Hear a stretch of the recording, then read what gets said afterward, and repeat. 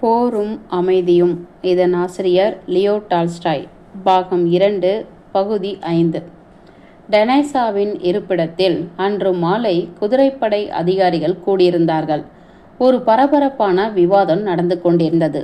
உயரமானவரும் சாம்பல் நிற தலைமுடியும் பெரிய மீசைகளும் கொண்டவரும் அவருடைய பரந்த முகத்தில் பல சுருக்கங்களை உடையவருமான ஒரு கேப்டன் ராஸ்டோவை பார்த்து, "நான் சொல்கிறேன் ராஸ்டோ, நீர் கர்னலிடம் மன்னிப்பு கேட்டுத்தான் ஆக வேண்டும்" என்றார். ராஸ்டோவின் முகம் ஆத்திரத்தில் சிவந்திருந்தது. அந்த கேப்டன் கிறிஸ்டன் 2 தடவைகள் ஒழுங்கு நடவடிக்கை காரணமாக உத்தியோகஸ்தர் பதவியிலிருந்து சாதாரண சிப்பாயாக இறக்கப்பட்டார். மீண்டும் தமது முயற்சியால் பழைய பதவியை அடைந்தார். என்னை பொய்யர் என்று அழைக்க நான் ஒருவரையும் அனுமதிக்க மாட்டேன் என்று கூவினார் ராஸ்டோ. நான் பொய் சொன்னதாக அவர் என்னிடம் கூறினார். அவர் பொய் சொன்னதாக நான் பதிலுக்கு கூறினேன். அதோடு விஷயம் நிற்கிறது. எனக்கு ஓய்வு கொடுக்காமல் தினம் அவர் என்னை வேலை வாங்கி கொண்டிருக்கலாம், அல்லது என்னை கைது செய்யலாம். ஆனால் நான் மன்னிப்பு கேட்கும்படி என்னை ஒருவரும் கட்டாயப்படுத்த முடியாது. ஏனெனில் இந்த படையின் கமாண்டர் என்ற முறையில் எனக்கு திருப்தி அளிப்பது அவருடைய மரியாதைக்கே குறைச்சல் என்று அவர் நினைப்பாரானால். ஒரு வினாடி பொறும் எனது அன்பான பேர் வழியே, இதை கவனியும் என்று அந்த கேப்டன் தனது ஆழ்ந்த குரலில் இடைமறித்து அமைதியோடு தமது நீண்ட மீசையை தடவிக்கொண்டிருந்தார். மற்ற அதிகாரியின் முன்னிலையில், "நீர் கர்னலிடம் ஒரு அதிகாரி திருடியதாக சொன்னேன்." அந்த உரையாடல் மற்ற அதிகாரியின் முன்பு ஆரம்பமாயிற்று என்றால் அதற்கு நான் பொறுப்பல்ல. அவர்கள் முன்பாக நான் பேசியிருக்க கூடாது என்று சொல்லலாம். ஆனால் நான் ஒரு ராஜதந்திரி அல்ல. அதனால்தான் நான் குதிரைப்படையில் சேர்ந்தேன். இங்கே அந்த நாசுக்களுக்கெல்லாம் ஒருவருக்கும் அவசியம் இருக்காது என்று நினைத்தேன். நான் பொய் சொல்கிறேன் என்று அவர் சொல்கிறார். ஆகவே அவர் எனக்கு பரிகாரம் கொடுக்கட்டும். அதெல்லாம் ரொம்ப சரி. நீர் ஒரு கோழை என்று ஒருவரும் உன்னை நினைக்கவில்லை. இப்போது உள்ள விஷயம் அதுவும் அல்ல. டெனைசாவை கேளும். ஒரு பட்டாள கமாண்டரிடமிருந்து ஒரு தொண்டர் பரிகாரம் பெறுவது என்பது பொருத்தமானதான காரியமாக என்பதை அவரிடமே கேளும். மீசையை கடித்து கொண்டு உரையாடலை கேட்டுக்கொண்டு அதில் கலந்து கொள்ள விருப்பமில்லாதவர் போல இருண்ட முகத்தோடு டெனைசாவ் உட்கார்ந்தார். கேப்டன் கேட்ட கேள்விக்கு இல்லை என்று சொல்வதைப் போல தலையை ஆட்டினார். மற்ற அதிகாரிகள் முன்பாக இந்த ஆபாசமான விஷயத்தை பற்றி நீ கர்னலிடம் பேசினேர். அந்த பாக்டானிக் உமது வாயை மூடினார். அவர் என் வாயை மூடவில்லை. நான் உண்மையற்றதை பேசுகிறேன் என்று சொன்னார். நல்லது, அப்படியே வைத்துக்கொள்வோம். நீர் அவரிடம் ஏராளமாக அசட்டுத்தனமாக பேசினீர். அதற்காக மன்னிப்பு கோர வேண்டும். எவ்விதத்திலையும் முடியாது என்றார் ராஸ்டோ. உம்மிடமிருந்து இதை நான் எதிர்பார்க்கவில்லை என்று கேப்டன் கடுமையோடும் கவலையோடும் பேசினார். நீர் மன்னிப்பு கேட்க விரும்பவில்லை. ஆனால் அது அவருக்கு மட்டுமல்ல, பட்டாளம் முழுவதற்கும் ஆகும். எங்கள் எல்லோருக்கும் ஆகும். உண்மையே எல்லாவற்றிற்கும் குறை சொல்ல வேண்டும். விஷயம் இதுதான். நீர் இந்த விஷயத்தை பற்றி நன்றாக யோசித்து பின்னால் ஆலோசனை கேட்டிருக்க வேண்டும். ஆனால் அப்படி நடக்கவில்லை.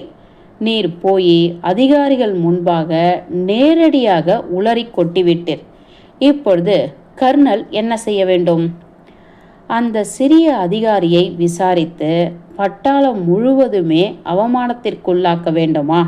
ஒரு அயோகனுக்காக பட்டாளம் முழுவதையும் அவமானப்படுத்த வேண்டுமா? இந்த விஷயத்தை பற்றி நீ இப்படித்தான் பார்க்கிறாயா? நாங்கள் அப்படி பார்க்கவில்லை. பாக்டானிச் ஒரு அசையாத கல்லை போன்றவர். உண்மையில்லாத நீர் பேசுவதாக அவர் சொன்னார். அது இனிமை இல்லாமல் இருக்கலாம், ஆனால் இழுத்து வைத்து கொண்டீர்கள். இப்பொழுது அதை சரி செய்து விடலாம் என்று பார்த்தால் நீர் மன்னிப்பு கேட்பதை உமது அகங்காரம் தடுக்கிறது. எல்லா விஷயத்தையும் ஊரறிய செய்ய வேண்டும் என்று நீ விரும்புகிறீர். உமக்கு ஏதோ கொஞ்சம் அதிகமாய் வேலை கொடுத்ததற்காக நீர் கோபம் கொள்கிறீர். ஆனால் ஒரு வயதான கண்ணியமான அதிகாரியிடம் ஏன் மன்னிப்பு கேட்கக்கூடாது? பாக்டானிச் எப்படி இருந்தாலும் சரி, அவர் என்னவோ ஒரு கண்ணியமான தைரியமான வயதான கர்னல். உமக்கு அவமானம் வந்துவிட்டது என்று வெகு சீக்கிரம் நினைக்கிறீர்கள். ஆனால் முழு பட்டாளத்தையும் அவமானப்படுத்த நீர் தயங்கவில்லை. கேப்டனின் குரல் நடுங்கியது. நீர் பட்டாளத்தில் வந்து சேர்ந்து வெகு காலம் ஆகவில்லை. எனது வாலிபரே, இன்று நீங்கள் இங்கு இருக்கிறீர்கள். நாளை நீங்கள் பெரிய அதிகாரிகளின் உதவியாளராக எங்கேயாவது நியமிக்கப்படலாம். அந்த சமயம் யாராவது வாவ்லார்கிராட் அதிகாரிகளில் திருடர்களும் இருக்கிறார்கள் என்று சொன்னால் நீர் தமாஷாக விரல்களை சுடுக்கு போட்டு கொண்டிருக்கலாம். ஆனால் எங்களுக்கு அப்படி அல்ல.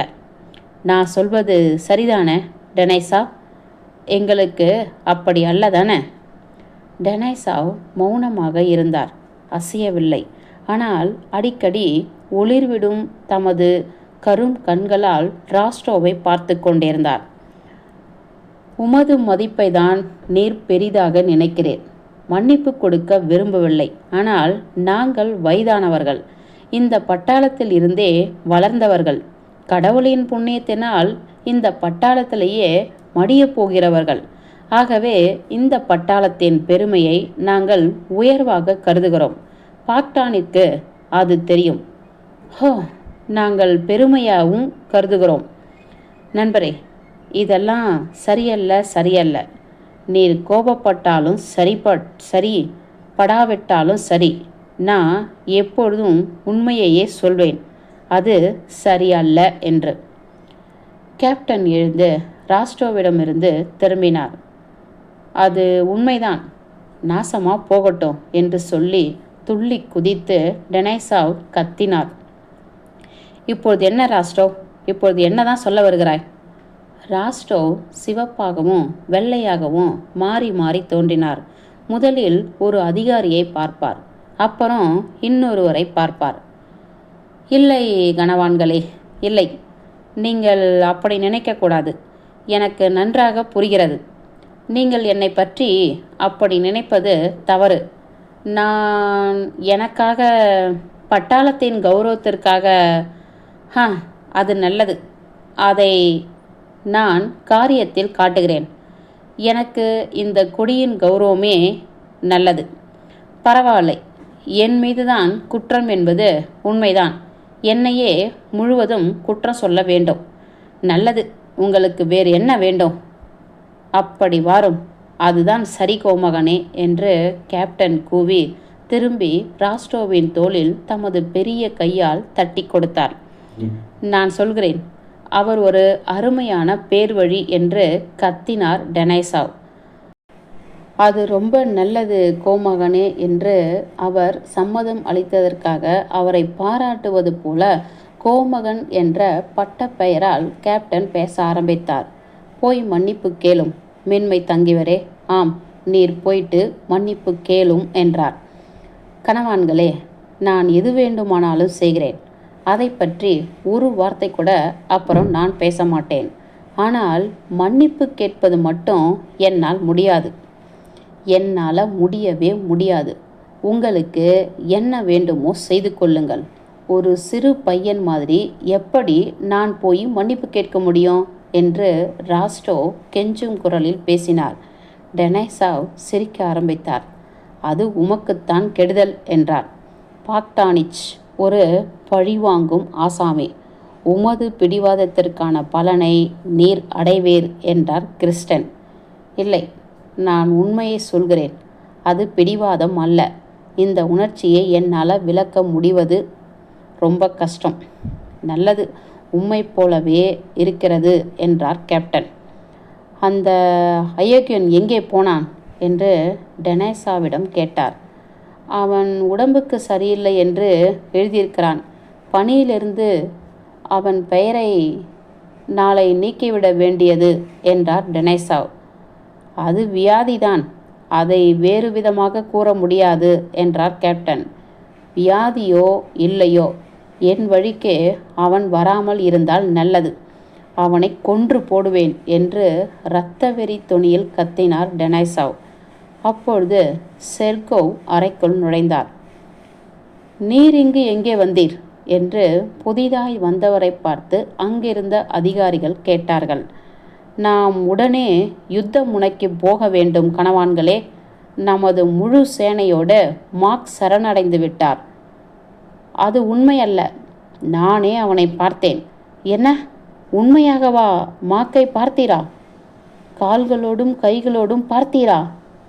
உடனே யுத்தம், உடனே யுத்தம். இந்த செய்தியை கொண்டு வந்தவருக்கு ஒரு புட்டி கொண்டு வாருங்கள். ஆனால் நீர் எப்படி இங்கு வந்தீர்? அந்த பிசாசு மாக்கின் நிமித்தமாக என்னை பட்டாளத்திற்கு திரும்பி அனுப்பிவிட்டார்கள். என்னை பற்றி ஒரு ஆஸ்திரிய ஜெனரல் புகார் செய்தார். மாக்கின் விஜயத்திற்காக நான் அவரை பாராட்டினேன். என்ன சமாச்சாரம் ராஸ்ட்ரோ? வெந்நீரில் குளித்துவிட்டு வெளியே வந்தவர் மாதிரி உம்மை பார்த்தால் தோன்றுகிறதே. ஓ, என் அருமை பேர் வழியே, 2 நாட்களாக இங்கே தவித்து கொண்டிருக்கிறோம். பட்டாளத்தின் உதவியாளர் உள்ளே வந்து செர்கோவ் சொல்லியதை உறுதி செய்தார். மறுநாள் காலையில் அந்த இடத்தை விட்டு முன்னேறி செல்ல வேண்டும் என்று உத்தரவாய் இருப்பதாக அவர் கூறினார். நாம் யுத்தத்திற்கு போகிறோம் கணவான்களே. நல்லது, வெகு காலமாகவே நாம் இங்கே உட்கார்ந்து கொண்டு இருக்கிறோம். பகுதி 5 முடிந்தது.